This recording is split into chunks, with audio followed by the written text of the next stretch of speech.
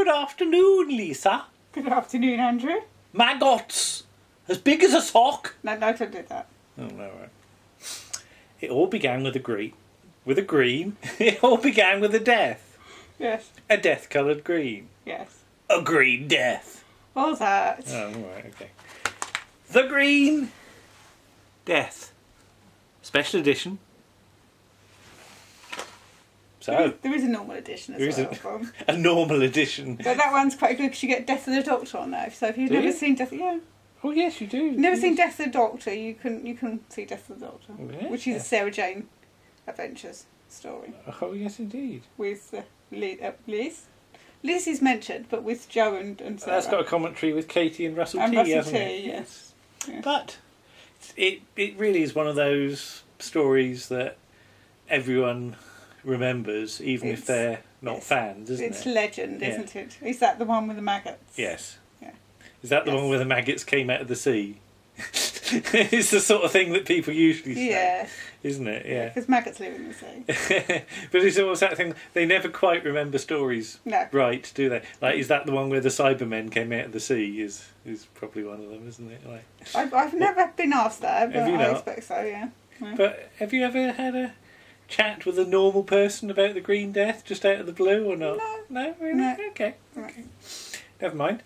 But 6 episodes of concentrated poetry in Welsh, isn't it, really? Well, sort of. Yes. Apart from a trip off to Metebelis 3 with some very silly giant bird's claws. And a snake that's just going, what? What are you doing? What? It's a snake, coloured blue. Yeah, stop it now. Okay.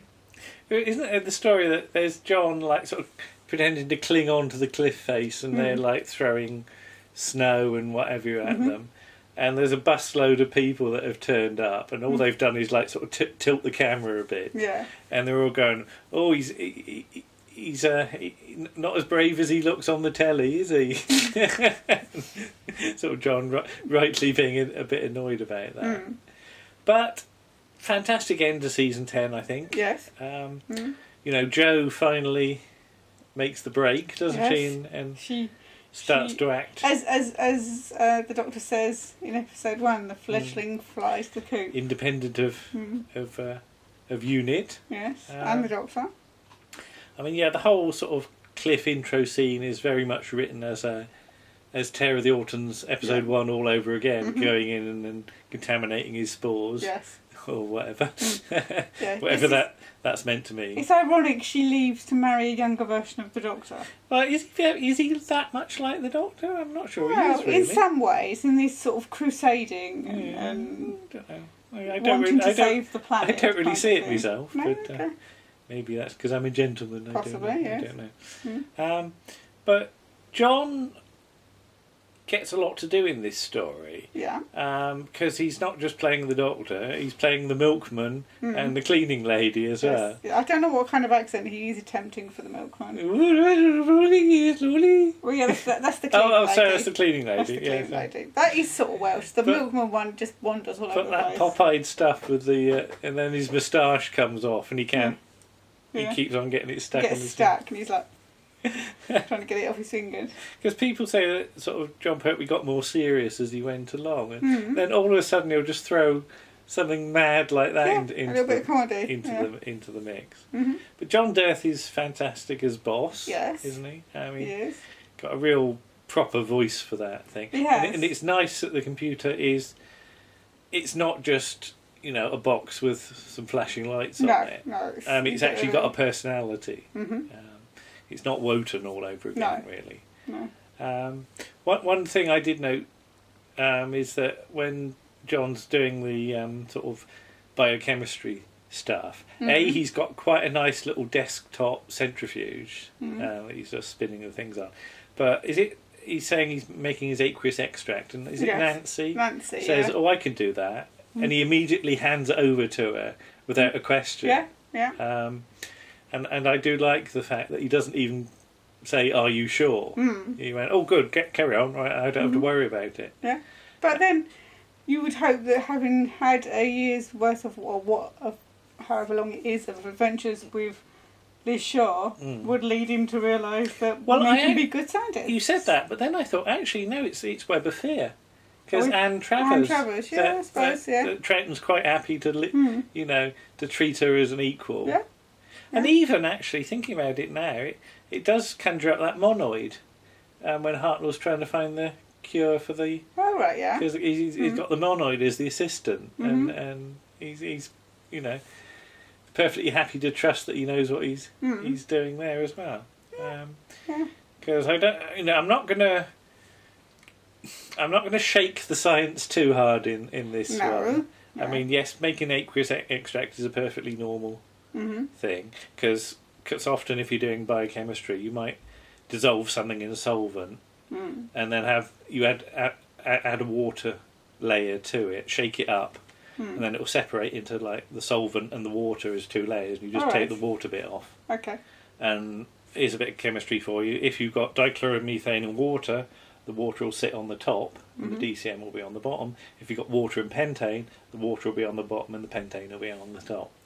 So, yeah, if you can end up with colourless liquids with stuff in, and you've got to make sure you get the right layer. Okay. And, of course, you've got to know which one sits on top, because if you take the wrong one, it won't work. No. But, you know, the fact that John doesn't even explain to her, you know, which one you've got to take, she knows what she's doing and gets on with it. Well, so that's nice. Excuse me, Cliff says earlier in the story, everybody there has got a specialism of their own. You know, he's won the Nobel Prize. Somebody else is doing research into making windmills. Yeah. Somebody's doing mathematics research. Yeah. Oh yes. Yeah. You know, they're all actual. They're clever bods, aren't they? Yeah. They've just decided to not have the traditional kind of lifestyle. Yeah. So. And you know, the stuff about Jeremy, the Prime Minister's become that's in the last couple of weeks quite appropriate. That's very good timing, isn't it? As Russell T's done his drama about Jeremy Thorpe. Jeremy Thorpe, yes, because that's who it was implied to be, isn't it? It's never quite confirmed, but. And I love the fact that in episode 2, when they need to break in to find the cutting equipment, the whole of the security staff for Global Chemicals have to be called to the front gate to deal with 5 hippies. Six people with a drum, who are just drumming and singing, and you're like, seriously, you need all those security guards? Yeah, but it's another excuse for John to drive a thing, isn't it? Yes. With his, I do like his escape in the milk float. Yes. Although the milk goes everywhere. Yeah, but I would say it seems to be a waste. It seems a waste, but it's been sitting out in the sun for God knows how long. Why he's been prattling around inside. I just about am old enough to remember free school milk. All right. Because I think for the first year or so I was at school, there was a crate of milk that was delivered, and we were allowed to have our pint of milk. And they used to leave it outside then, and it was horrible. Yeah. It was all right in the winter, but in the summer it started to go a bit nasty. Rank, isn't it? But, yes. Yeah, it's enough to put you off milk for life, haven't that? But yeah, I mean, this is the end of Joe's appearances in the Doctor Who universe for a very long time. She will never come back to Doctor Who. Well, not to Doctor Who. She's in the Sarah Jane Adventures, but she never comes back to Doctor Who. No. Or maybe that's something they should look at doing. Maybe. You know. But, I mean, because you have your sort of various reunion projects and things like that. And, of course, Katie went to live in Australia for a while. And then she came back. And she's back now. But yeah, I think that's a very good exit for her, because it gives her a lot to do, and the storyline goes through the whole of the 6 episodes. It's not just tacked on at the end, as it sometimes is, isn't it? You don't suddenly get to the end and goes, I'm going to marry this man I've only just met. Yeah. You get the whole relationship bubbling under, all the episodes. And as she said at one point, the Doctor, what do they call it, dot blocked. Oh, dot blocked. When she's going to stay up to read a book and Cliff's going to stay up, and he takes Cliff off to talk about something because he's jealous, basically. Anyway, that's the end of season 10. Yes. But now, the Time Warrior. New titles. Yes. New assistant.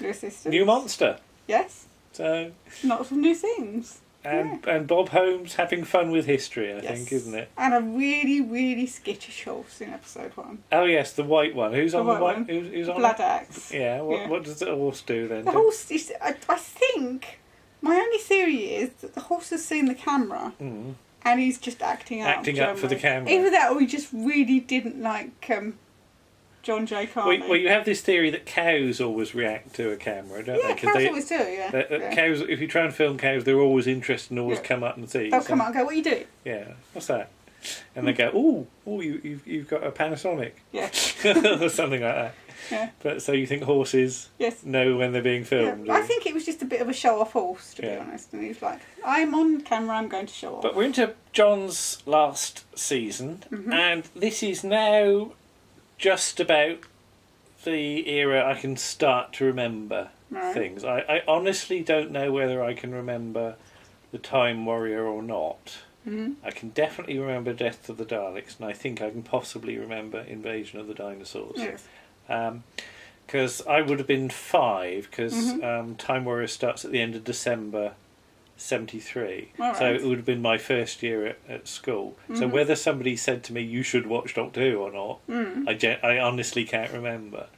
So whether I did see it before that, nothing sticks in my mind. So it might be that I just never watched it until somebody suggested. If so, I've got that person to be grateful for my Doctor Who career and being sat here with you. But whoever that person was, if there was such a person, can't remember. Sorry. But I know Bob wasn't keen on doing history particularly. No. But he still, I think he uses an excuse to have fun. And you've got the whole, "It is a cunning plan, my lord." Yes. All that stuff. Yes. And then you've got Dot Cotton. You've got Dot Cotton, or that narrow-hipped vixen, as Iron calls her. Yeah. And who's playing her husband? Alan Rowe. Alan Rowe, of course. Who will pop up again in a couple of seasons. A bit of a regular as it comes to guest. Yeah, he's already been in guest actors, the Moonbase, isn't he? Yeah. And he'll pop up again in the Horror of Fan Rock. Yes, indeed. Not looking that different, to be honest. Not really. Different hairstyle. Not quite so hairy. But what do you think in terms of historical accuracy? I don't know, because you have to take it at face value, which is it's a sort of cod historical. Yeah. Because I know he's Edward of Wessex, and technically Wessex doesn't exist. Yeah. But it sounds good. There's a line about my Lord of Salisbury. My Lord of Salisbury, yeah. So. And what year roughly is it? Do you think? Well, I think he says the king's taken all the men off to fight, so I'm assuming the king they're talking about is Richard I. So it's going to be any time between 1189 and 1199, which is the time period when Richard I was king. There's no mention of King John though. No. So it could possibly be earlier than that. Right. But the only king that really took people off to fight in that sort of early medieval period is Richard I, Richard the Lionheart, who's also obviously been in Doctor Who. Yeah. In the Crusade. Yes. But a nice castle. I always like a nice castle. Yeah. And the actual filming's quite nice as well. Quite pretty. Yes. You've got a brief appearance by Nick Courtney. At the start. In episode 1. And then you get Jeremy Bulloch as Hal the Archer. What do you think about the theory of him being possibly staying on? Do you reckon that would have been interesting? Could that have worked? I don't know. Because somebody said, imagine if the casting had gone differently. And what was it? Imagine Genesis of the Daleks with Fulton Mackay as the Doctor. And then Hal the Archer in place of Harry.